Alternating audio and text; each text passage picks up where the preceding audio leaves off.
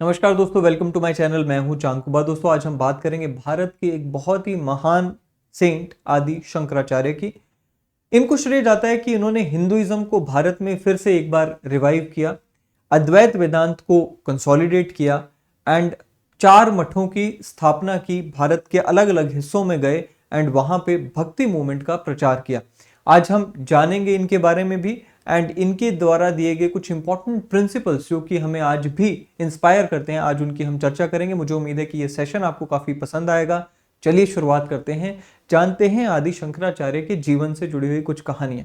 सबसे पहले इनके अगर हम बर्थ की बात करें, देखिए early 8th century Indian philosopher हुए हैं, यानी कि अराउंड 788 सीई के अराउंड इनका जन्म होता है कलाडी, केरला में, इंडिया में।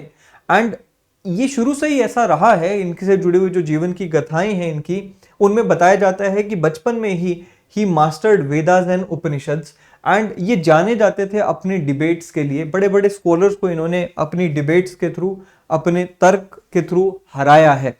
बात करते हैं इनकी लाइफ की। देखिए, अगर इनकी लाइफ का सबसे इंपॉर्टेंट कंट्रीब्यूशन हम यहां पर देखें, जैसे मैंने आपको बताया, शुरुआत में भी मैंने आपको बताया that he is known for rejuvenating Hinduism in India in early medieval centuries and also for consolidation of doctrine of अद्वैत वेदांत। अद्वैत वेदांत की जो डॉक्ट्रिन है, जिसमें हम ये कहते हैं कि आत्मा और ब्रह्म एक हैं, आत्मा ब्रह्म का अंश है, और जिसमें हम ये कहते हैं कि अगर हमें मोक्ष की प्राप्ति करनी है तो नॉलेज यानी कि ज्ञान के थ्रू मोक्ष की प्राप्ति हो सकती है।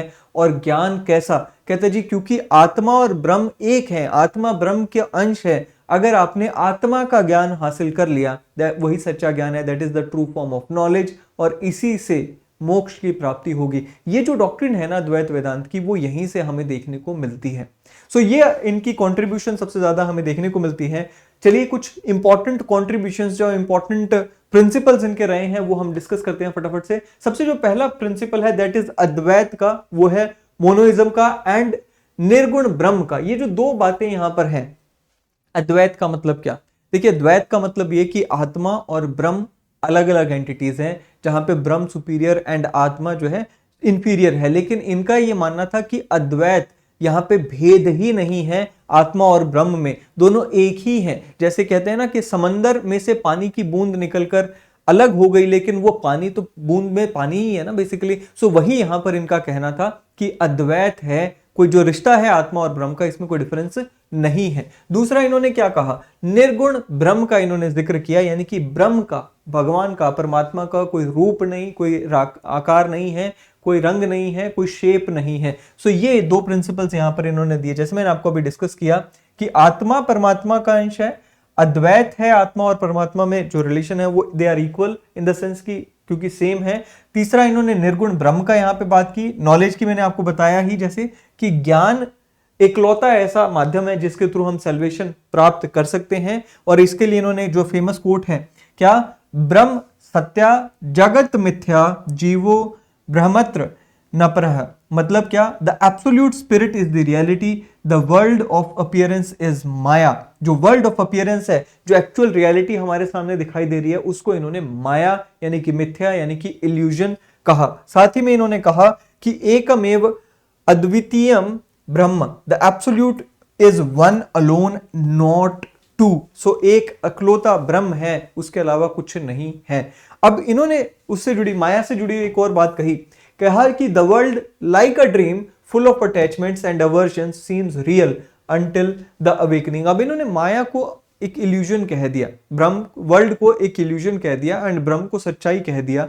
और ये कहते हैं कि जिस तरह से सपने से जागना है, अवेकनेस जब तक नहीं आती, अवेयरनेस जब तक नहीं आती, तब तक माया हमें रियल लगती रहेगी। जैसे ही हम सपना हमारा कब टूटता है? जब हम उठ जाते हैं।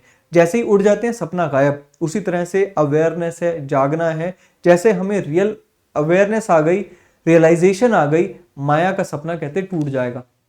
निवृत्ति, सेकंड प्रिंसिपल। निवृत्ति का मतलब होता है पाथ ऑफ रेनंसिएशन। अब देखिए, रेनंसिएशन का मतलब यहां पर यह नहीं है कि जंगलों पहाड़ों में जाकर बैठ जाना। यहां पर केवल इतना कहा गया है कि डिटैचमेंट के साथ जिए। मतलब क्योंकि इन्होंने कहा कि world is maya, the world around us is माया।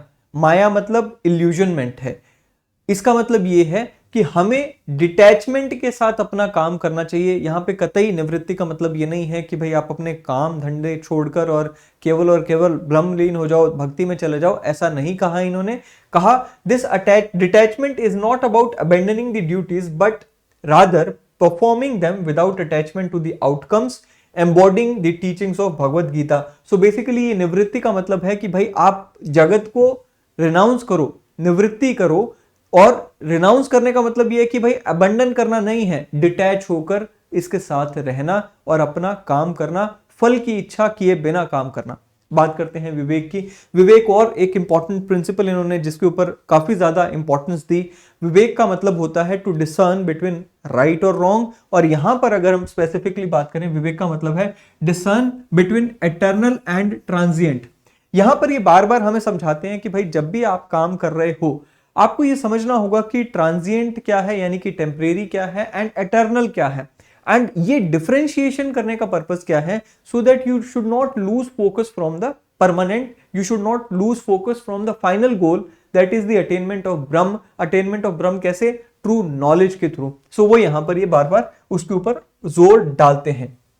अपरिग्रह, अपरिग्रह का मतलब देखिए, अपरिग्रह वैसे हम जैनिज्म में देखते हैं, जैनिज्म से भी हमें काफी ज्यादा ये प्रिंसिपल देखने को मिलता है अपरिग्रह का, एंड अलग अलग फिलोसफीज में इसका जिक्र देखने को मिलता है। अपरिग्रह का मतलब होता है नॉन पोजेसिवनेस, यानी कि आप अपनी जरूरत से ज्यादा इकट्ठा ना करें, धन संचय ना करें।